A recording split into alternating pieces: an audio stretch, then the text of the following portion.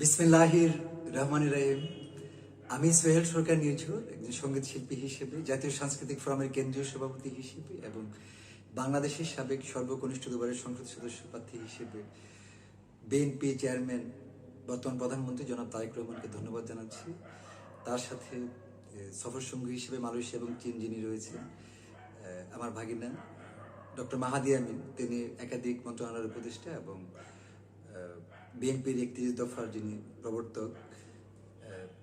Malaysia এবং চীনে সফরটা বাংলাদেশের জন্য খুব গুরুত্বপূর্ণ ছিল।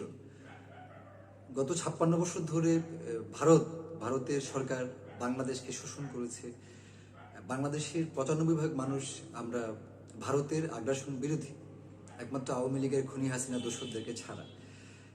যেই দলই করুক, আমরা বাংলাদেশের প্রতি দেশপ্রেম থাকবে, এটাই একজন সুমুসলিম হিসেবে আমাদের দায়িত্ব, বা অন্যান্য ধর্মে যারা আছে তারাও সেটাই মনে করে।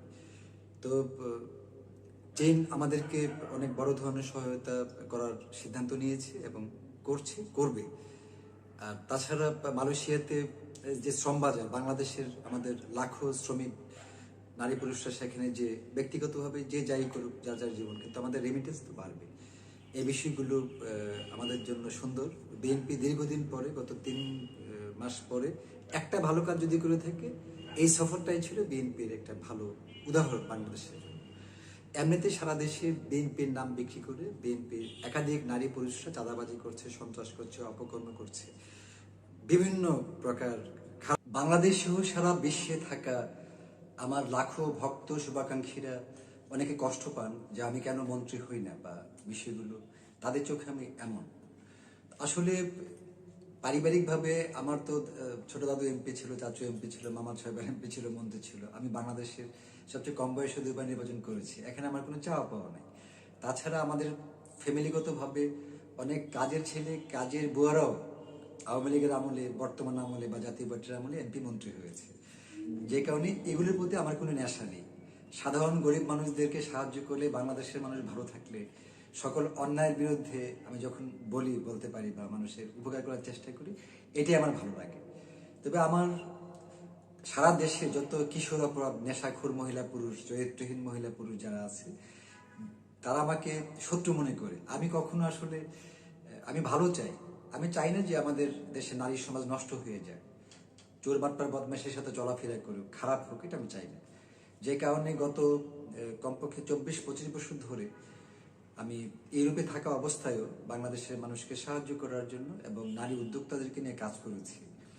যেমন আমার যে খালাতো বোন সেলিম আহমেদ মেরি, তিনি তো ইন্তেকাল করেছেন ৩-৪ দিন ৫ দিন আগে। তো আসলে ২০০১ সালে মহিলা চেম্বার্স অফ কমার্স ইন্ডাস্ট্রি গঠন করা হয়েছিল এবং সারা বাংলাদেশেই তো সেখানে কমিটি করা হয়েছে নারীদেরকে এগিয়ে দেওয়ার জন্য, যেন নারীরা শুধু নারীদেরকে নিয়ে থাকতে পারে, নারীদেরকে নিয়ে চলতে পারে।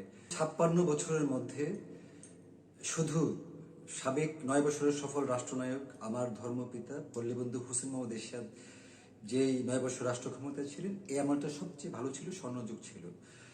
এরপরে বাংলাদেশে কোনো ভালো যুগ ছিল না। এটা বাংলাদেশের মানুষ যারা সিনিয়র তারা উপলব্ধি করেন। আমি ওনার একমাত্র ধর্ম ছিল, কিন্তু আমি কখনোই ওনার কাছে, সাবেক রাষ্ট্রপতি এরশাদ সাহেবের কাছে কিছু চাইনি। তিনি আমাকে ১৭ কোটি টাকা দিয়ে সহযোগিতা করতে চেয়েছিলেন ইউরোপে থাকা অবস্থায়।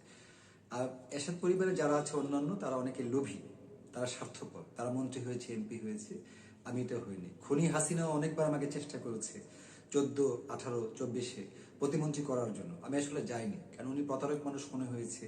তাছাড়া গণতন্ত্র নাই, সর্বদলীয় অংশগ্রহণ নেই, আমি যাইনি।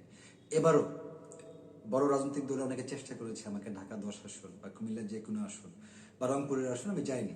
আমার প্রয়োজন নাই আর কি। আসলে এটা সারা বাংলাদেশে যারা কুলাঙ্গার, যারা রাজনীতি না জানা, যে এনসিপি, বিভিন্ন রাজনৈতিক দলের মানুষরূপে জানোয়ারগুলো এই বিষয়গুলো বুঝবে না।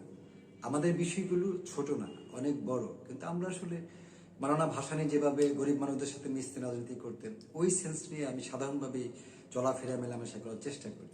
আমার পরিবার সেটাই শিখিয়েছে যে সততা, ব্যক্তিত্ব, চরিত্র ঠিক রেখে সবকিছু করতে হবে।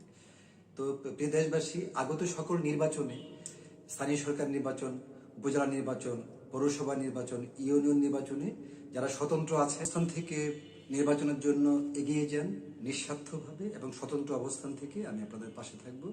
আগত নির্বাচনে কোনো পোস্টার থাকবে না, দলীয় কোনো সমর্থন থাকবে না, এটা নিশ্চিত। যে কোনো পদবীর জন্য, পোস্টের জন্যই হোক, সেটা থাকবে না। বিএনপির কেন্দ্রীয় থেকে শুরু করে জেলাভিত্তিক একাধিক মহিলা পুরুষ বিভিন্ন বিষয়ে আমার কাছে সুপারিশের জন্য আসে। কেন আসে আমি জানি না। আসলে আমি কোনো কুলাঙ্গার, অভদ্র নারী পুরুষের বিষয়ে কখনো কাউকে সুপারিশ করব না, করিও নাই।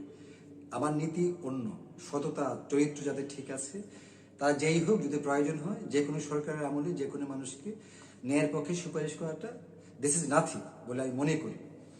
আমরা দেখেছি যে হাসিনার আমলে যে যারা অন্যায় অপরাধ করেছে, মানুষকে খুন করেছে, গুম করেছে, তাদের বিচার হচ্ছে না। তাদেরকে বিচারের আওতায় আনা উচিত সারা বাংলাদেশে খুনি হাসিনার সকল দোষরদেরকে। এবং সুদখোর, ঘুষখোর, হারামি ইউনুস 18 মাস তার সকল অযোগ্য উপদেষ্টাদেরকে নিয়ে দেশটাকে একটা ক্ষতি করেছে।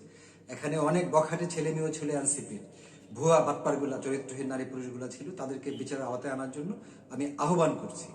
এবং বর্তমানে বিএনপি থেকে বিএনপির নাম বিক্রি করে সারা দেশে চাঁদাবাজি চলছে, অন্যায় অপরাধ চলছে, অপকর্ম চলছে। এগুলো বন্ধ করার জন্য আমি বিএনপির চেয়ারম্যান জনাব তারেক রহমানকে আহ্বান করছি।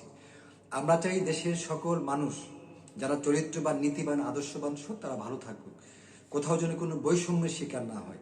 এবং খাবারের সকল